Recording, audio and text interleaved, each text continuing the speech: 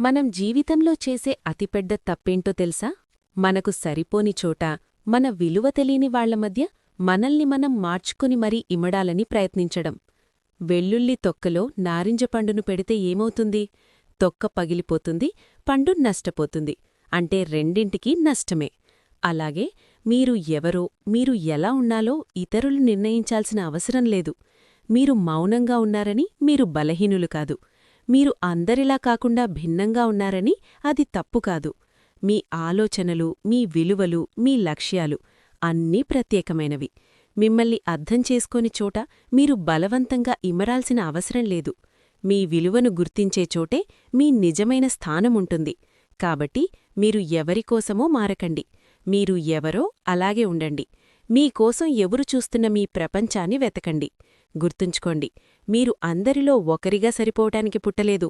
మీరు ప్రత్యేకంగా మెరవటానికి పుట్టారు. ఈ మాట మీ మనసుకు తగిలితే మీలాంటి ప్రత్యేకమైన వ్యక్తికి ఈ వీడియోను షేర్ చేయండి.